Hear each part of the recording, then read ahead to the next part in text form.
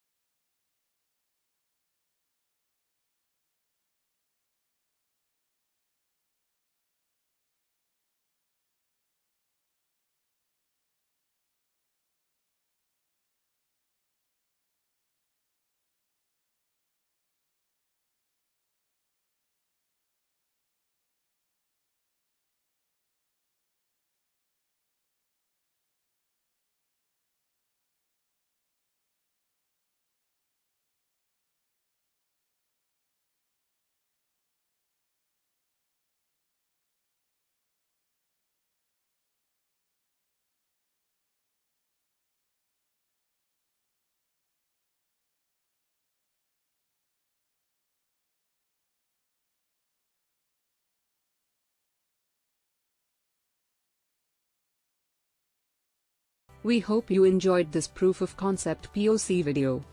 Thank you for watching. Please give the video a like, subscribe, and spread the video.